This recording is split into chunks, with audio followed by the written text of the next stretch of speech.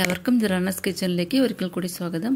അപ്പോൾ ഇന്ന് നമുക്ക് ട്രഡീഷണൽ ആയിട്ടുള്ള കേരള സ്റ്റൈലിൽ ഉള്ള തലയിൽ തേക്കുന്ന എണ്ണ എങ്ങനെയാണ് പ്രിപ്പയർ ചെയ്യുന്നത് നോക്കാം. അപ്പോൾ എണ്ണ കാച്ചാനായിട്ട് ഞാനിവിടെ മുറ്റത്ത് കുറച്ച് ചെടിയൊക്കെ വെച്ച് പിടിപ്പിച്ചിട്ടുണ്ട്. അതിൽ നിന്നാണ് എടുക്കുന്നത്. കറ്റാർവാഴയുണ്ട്, പിന്നെ തുളസി ഇല ഉണ്ട്, പിന്നെ കുറച്ച് കയ്യൂന്നി ഉണ്ട്. അത് ഞാനിവിടെ ഗ്രോ ബാഗിൽ വെച്ച് പിടിപ്പിച്ചിരിക്കുകയാണ്. അത് ഇലയൊക്കെ എടുക്കാറായി വരുന്നതേ ഉള്ളൂ, തീർത്തൊക്കെ വരുന്നതേ ഉള്ളൂ. അപ്പോൾ അതിൽ നിന്ന് കുറച്ച് എടുക്കുന്നുണ്ട്. പിന്നെ കുറച്ച് കറിവേപ്പില. അപ്പോൾ അഡീഷണലായിട്ട് നമുക്കിനി ഇതിനകത്ത് വേണമെങ്കിൽ കുറച്ച് ചെമ്പരത്തി ഇലയും നീമിൻ്റെ ലീഫും ഒക്കെ ചേർക്കാം. സൈനസിൻ്റെ പ്രോബ്ലം ഇല്ലെങ്കിൽ ഉലുവയും ചേർക്കാം.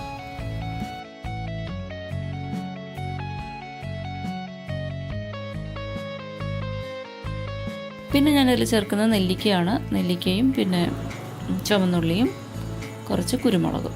ഇത്രയാണ് ഞാനിവിടെ എടുത്തിരിക്കുന്നത്. അപ്പോൾ ഇനി നമുക്ക് ഇതെല്ലാം കൂടിയിട്ട് ഒന്ന് മിക്സിക്കകത്തിട്ടൊന്ന് അരച്ചെടുക്കണം. ഇനി ഇത് ചെറിയ ചെറിയ പീസാക്കിയതിന് ശേഷം നമുക്കിതെല്ലാം കൂടിയിട്ട് മിക്സിക്കകത്തിട്ട് ഒന്ന് അരച്ചെടുക്കണം. നല്ല പേസ്റ്റ് പോലെ അരച്ചെടുക്കണം. അപ്പോൾ ഇതിനിപ്പോൾ പ്രത്യേകിച്ചൊരു പ്രപ്പോർഷനൊന്നുമില്ല. നമ്മുടെ കയ്യിൽ എന്താണോ കൂടുതലുള്ളത് അതൊക്കെ ചേർക്കുക, ഉള്ളതുപോലെ ചേർക്കുക. അപ്പോൾ എല്ലാത്തിനും അതിൻ്റേതായ പ്രോപ്പർട്ടീസ് ഉണ്ട്. അപ്പം ഞാനിവിടെ എടുത്തിരിക്കുന്ന ഈ സാധനങ്ങൾക്കകത്ത് എനിക്ക് കറിവേപ്പിലയാണ് കൂടുതലായിട്ട് അവൈലബിൾ ഉള്ളത്. അപ്പോൾ ഞാൻ കുറച്ച് കറിവേപ്പില കൂടുതൽ ചേർക്കുന്നു. അപ്പോൾ അതങ്ങനെ നല്ല പേസ്റ്റാക്കി അരച്ചെടുക്കുക. അപ്പോൾ എല്ലാവർക്കും ഉള്ള പ്രശ്നമാണ് മുടി പൊഴിച്ചിൽ, മുടി തലയിലെല്ലാം താരൻ, പിന്നെ അകാല നര, മുടിക്ക് ഉള്ളു കുറവ്, ഇതൊക്കെ. അപ്പോൾ ഇതിനെല്ലാം ഒരു പരിഹാരമാണ് ഇങ്ങനെ നമ്മൾ ഒരുപാട് ആയുർവേദിക് പ്രോപ്പർട്ടീസൊക്കെ ഉള്ള ഈ ഇല ഒക്കെ ഇട്ട് കാച്ചുന്ന എണ്ണ. അപ്പോൾ എനിക്കിത് അരച്ചെടുത്തപ്പോൾ ഈ ഒരു ഗ്ലാസ് ഫുള്ളുണ്ട്. അപ്പോൾ ഞാൻ എണ്ണയും അതുപോലെ തന്നെ 3 ഗ്ലാസ് ഇതേപോലത്തെ 3 ഗ്ലാസ് എണ്ണയാണ് എടുക്കുന്നത്. ഏകദേശം 1 ലിറ്റർ എണ്ണയോളം എടുത്തിട്ടുണ്ട്. അത് വെളിച്ചെണ്ണയാണ്, കേരയുടെ വെളിച്ചെണ്ണയാണ് ഞാനിവിടെ ഉപയോഗിക്കുന്നത്. അപ്പോൾ നമുക്കിനി ഇത് നേരിട്ട് തന്നെ എണ്ണയിലേക്ക് ചേർത്ത് കൊടുക്കാം. എണ്ണയിൽ നന്നായിട്ടൊന്ന് മിക്സ് ചെയ്തതിന് ശേഷം നമുക്കിത് സിം ഫ്ലെയിമിൽ വെച്ചിട്ട് ഒന്ന് കാച്ചിയെടുക്കാം. ഏകദേശം 1 മണിക്കൂറെങ്കിലും നമുക്കിത് റെഡിയായി വരാനായിട്ട് ആവശ്യമുണ്ട്. അപ്പോൾ ഈ അരച്ച് വെച്ചിരിക്കുന്ന ഈ മിക്സ് നമുക്ക് ആദ്യം എണ്ണയ്ക്കകത്തിട്ട് നന്നായിട്ടൊന്ന് മിക്സ് ചെയ്ത് കൊടുക്കാം. എണ്ണയിൽ നന്നായിട്ടൊന്ന് കലർന്നതിന് ശേഷം നമുക്കിത് ചൂടാക്കിയെടുക്കാം. ഇത് ഏകദേശം 1 മണിക്കൂറെങ്കിലും വേണ്ടി വരും. സിം ഫ്ലെയിമിലിട്ട് നന്നായിട്ടൊന്ന് കാച്ചിയെടുക്കണം. ഈ പച്ച എല്ലാം മാറി ഇത് നല്ലൊരു കറുപ്പ് നിറമാവും. അത് ഫേഡായി അത് കറുപ്പ് നിറമാവും. പച്ച നിറം മാറി മാറി അത് കറുപ്പ് നിറമാവും. എന്നിട്ട് നമുക്കത് ലാസ്റ്റ് ആകുമ്പോൾ ഒരു സൗണ്ട് കേൾക്കണം.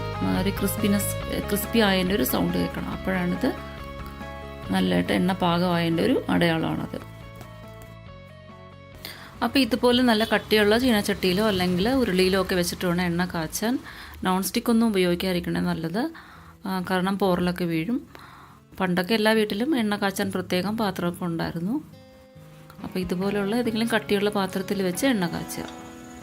അത് കഴിഞ്ഞ് ഇതൊന്ന് ചെറിയ ചൂടോടുകൂടി തന്നെ നമുക്ക് ഇത് അരിച്ചെടുക്കണം. അല്ലെങ്കിൽ ഈ മിക്സിനകത്തേക്ക് ഈ നമ്മൾ അരച്ച് വെച്ചിരിക്കുന്ന ഈ മിക്സിനകത്തേക്ക് എണ്ണ വീണ്ടും വലിച്ചു പിടിക്കും.